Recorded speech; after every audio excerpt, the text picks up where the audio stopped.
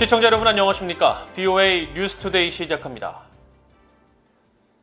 미국 국무부가 유엔 난민협약 채택 70주년을 맞아 곤경에 처한 탈북 난민들의 상황에 우려를 나타내고 중국 정부에 난민 보호 의무를 이행할 것을 촉구했습니다.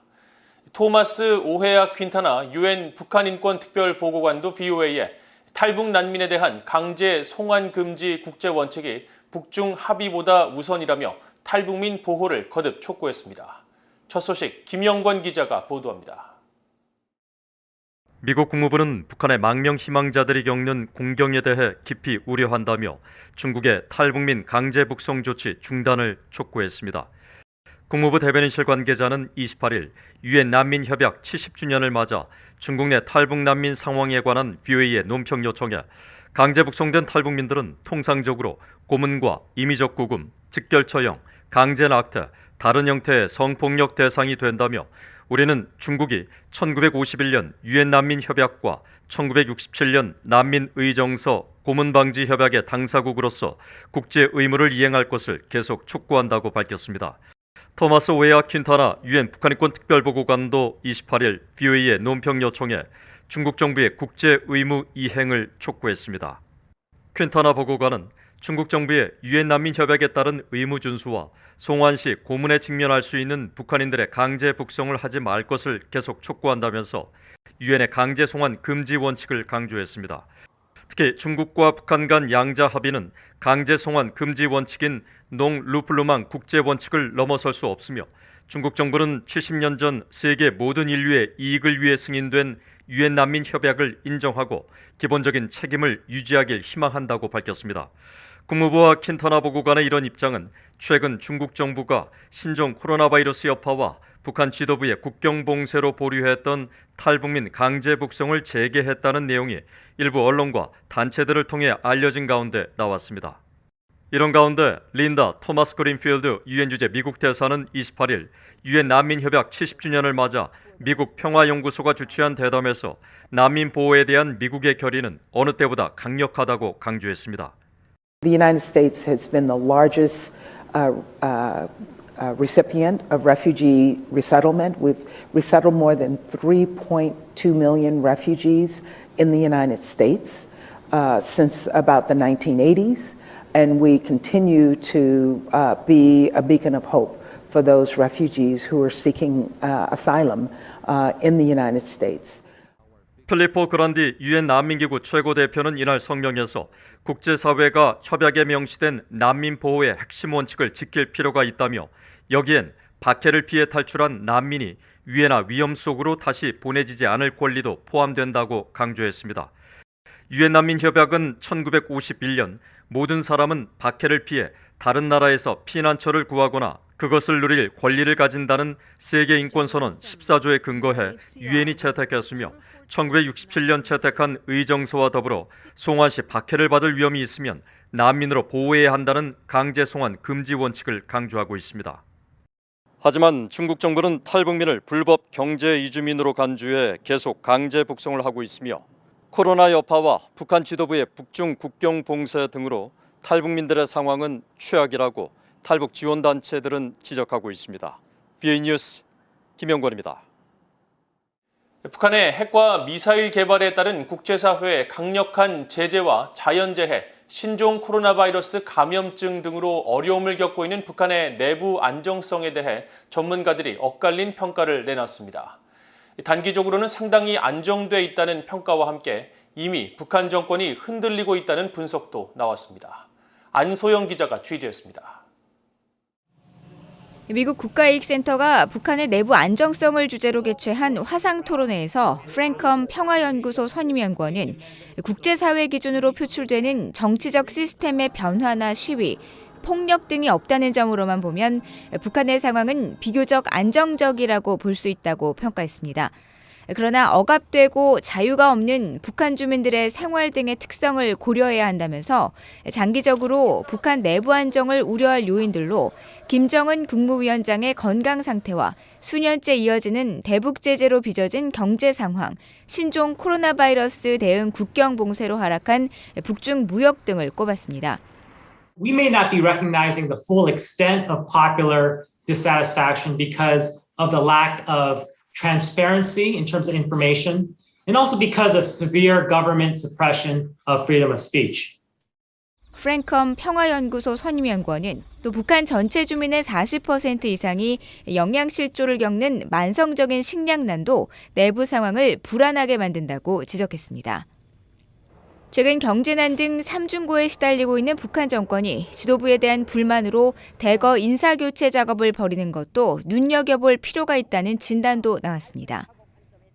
Its Politburo saw a 60% turnover last year and a 70% turnover in the first half of this year. This likely means that Kim Jong-un and the party leadership is quite dissatisfied with the way that their government is coping with the triple threats of COVID pandemic, natural disasters.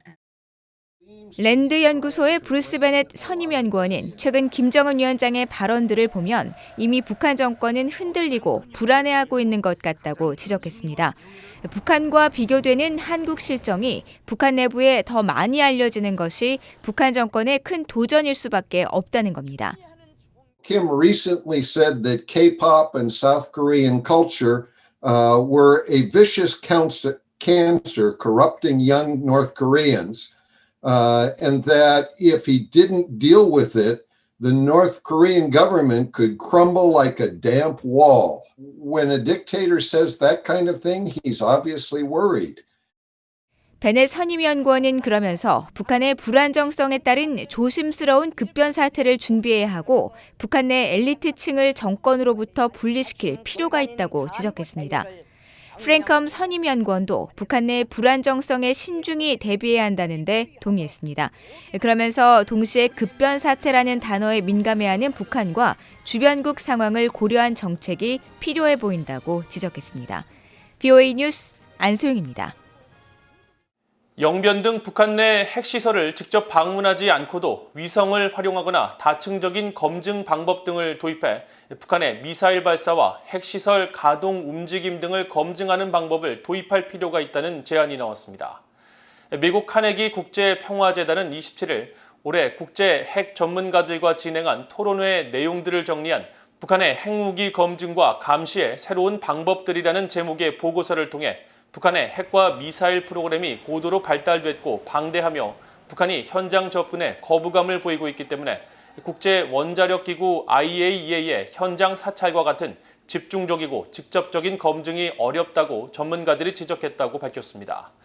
보고서는 그러면서 인공위성을 활용해 원격에서 북한의 미사일 발사와 핵시설 가동 움직임을 감시하고 확률에 기반한 다층적인 검증 방법을 도입하며 순차적으로 검증 시설을 확대해 나가는 방법 등을 활용할 것을 제안했습니다. 북한이 올해도 쌀 작황 부진을 겪을 것으로 예상되며 작황 부진의 원인은 신종 코로나 바이러스에 따른 북한 당국의 국경 봉쇄 때문이라고 미국 농무부가 지적했습니다.